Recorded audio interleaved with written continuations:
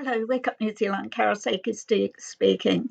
How would you feel if someone said to you, you could only buy three clothing items a year and you could only eat so many calories per week? And they determined what your diet was going to be and also how many times you could go in an airplane and visit your family. What would you think of that? Well, this is really happening. The control of people in urbanized areas. This is C40 cities. Auckland City is a C40 city. So I've been looking at their 2020 plan around this, controlling the population within cities, urbanization, and consumption. So, June 2019, the global network of C40 cities, there's 100 cities, referred to the impact of urban consumption as to greenhouse emissions and the need to ensure that urban city reduce their greenhouse gases in line with an internationally agreed limit. So, this includes urban consumption as a key driver of global greenhouse emissions, having a significant impact beyond geographical borders by influencing global supply chains. So, global C40 cities representing 10% of global emissions, accounting for consumption based emissions. So, C40 cities, they have a strong plan in place to significantly cut emissions directly within the geographic boundaries of urbanisation. So that's Auckland region, right? So they're talking about halving the emissions in urban areas by 2030. That's 7 years' time. So they'd have to be doing something now, working up to 2030. So yes, they have been planning and they have been implementing. So they do have a strong plan. So they're saying here decrease consumption by 2/3 within the next decade to adopt a sustainable consumption patterns.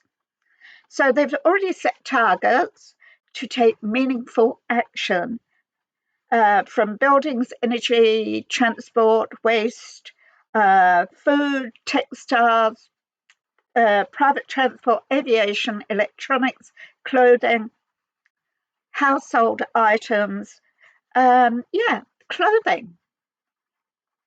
You're being allowed to buy three pieces of clothing a year. So the report builds on the future of urban consumption in a 1.5 Celsius world, which includes food as the biggest source of human consumption, based upon emissions starting with food-related emissions. And of course, they point to agricultural, meat and dairy. So they say that by 2050, that we go on as we are and we eat meat, etc. Our emissions should increase by 38%. I don't know how they get these figures, but anyhow, that 60% of the food emissions are agricultural, 16% relate to electricity use, and 9% to fossil fuel production, and 5% to transportation. So food types are documented here as animal-based food, and they say 75% of food emissions against would be animal, only 25% would be plant-based. So C40 cities support the consumption of plant-based foods, eating much, much less meat and dairy, and as time goes on to get less and less and less until you're eating none of that at all. So it's about social engineering, behavior engineering, So they're saying make your diet rich in nuts and vegetables, and each person 2,500 calories a day. Now, you think about that. If you've got a man who does heavy work, uses a lot of energy, he may need more than 2,500 calories a day. If I'm sitting around doing this, I mightn't need them. But what about someone who, say, runs behind a rubbish truck or something like that? What about their build, their weight, their metabolism? There's a lot you take into account when you're talking about calories, and you have good calories and bad calories. So there you have it. So this is absolute insanity. So the problem there is that depending on the height and the weight, etc. So as for plant-based foods, I've done a bit of research into that, and they're higher in sugar and often lack the important nutrients that real meat brings. Those that consume plant-based foods fell below the daily requirement for calcium, magnesium, zinc, potassium, and B12. So our bodies are designed to absorb protein from meat. So real meat, much more efficiently than from plant-based foods. So the Journal of Agriculture and Food Chemistry has shown that we don't absorb as many essential or non-essential amino acids from meat substitutes as we do real meat itself. So the C40 report talks about reducing food emissions by food consumption requires actions from all actors. And they're talking about governments, businesses, individuals, society, citizens, and it goes on. And the government to influence that by the availability and affordability of foods, working with regulators, conveners, and educators to affect the change. Social engineering. So, addressing food related consumptions based on emissions, the September 2019 report by Salesforce.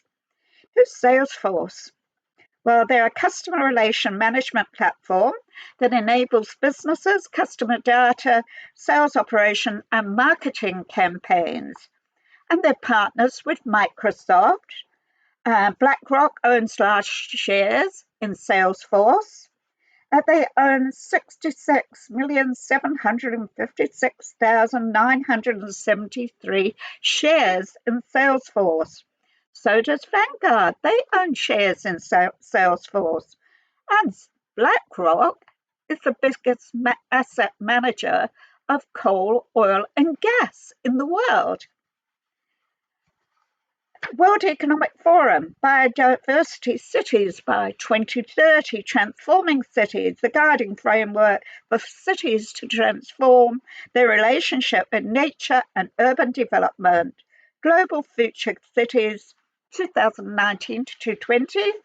The World Economic Forum Network Director of International Diplomacy, C40 Cities Climate, President and Chief Revenue Officer, Salesforce.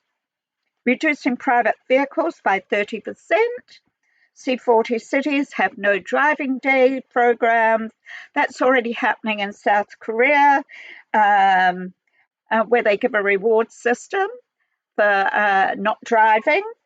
Mayors, businesses, and cities in C40 cities must take action to reduce consumption-based emissions on aviation, the times you fly, by 26% by 2030. Citizens living in urban city areas to have their climate footprint measured in different ways now, including consumption. Urban, city, businesses, citizens. It will be what they wear, how they drive, what's their transport, what's their clothing made of, what's their diet, all controlling this. That's C40 Cities, global mayors from 100 C40 cities that gather once a year. So that's the future of urban consumption in a 1.5 Celsius world, produced in partnership with ARUP and the University of Leeds, collaborating with C40 City Global Network. Consumption-based emissions must be cut by 50% by 2030. That's within 7 years, so they've got to be doing it now. So they're talking. I went to Auckland City Council website, and it says there, easy eco tips to green up your life. 28th of 4th, 2023, through activities, workshop, cook, healthy plant-based meals, use climate-friendly transport. Scoop News, the 5th of January this year, Auckland ratepayers kicking up, very angry for a project to convert meat eaters to vegetarians through the Auckland Council. The Auckland Ratepayers Alliance called on Auckland Council to get its butt out of Aucklanders' dining rooms after it uncovered that the council has spent nearly $50,000 of ratepayers' money to measure how receptive meat-eating households are to converting to vegetarianism. $50,000 of ratepayers' money. So Auckland ratepayers significantly increasing and ratepayers' money being spent on Aucklander diets. A survey to see how it would be to see if meat eaters in Auckland would change to being vegetarians. So C40 Cities have got an adaptation, monitoring, evaluation and reporting systems around the world. It's a governance structure operating on a MER system, regional, national policymakers, as well as other actors. So the Auckland Plan sets out a detailed series of indicators, measures, successes, description of the Climate Action Plan, sub-action, measurable targets, indicators, levels of resources required. It includes a data series by partner agency, the Auckland Adaptation Plan. Well, you can find that on the net. There's a PDF, 179 pages long, and it's dated December 2020. And it says, making urgent, radical changes as to what individuals, communities, and businesses do as far as climate emissions and reducing them. In partnership with Mana Whenua Kaitiaki Forum, partnering with Auckland City Council to provide a Maori perspective throughout the Council's plan to control the population of Auckland through an iwi lens, stating that our human behaviour is out of balance with the world around us. Social engineering is the only way to change it, because they want to change your behaviour to fit into their agenda, this global agenda of controlling citizens worldwide. More and more citizens into C40 cities, smart cities, so they can be controlled, censored, and also, I've got to say, this is targeting New Zealand farmers from the inside of cities, urbanisation out. And this is where most of the population is, in urbanisation. So if they cut meat and dairy consumption significantly in these areas, then they surely will affect the farmers. And they're already the government's whipping boy. So that's central government and local government. Wake up, New Zealand.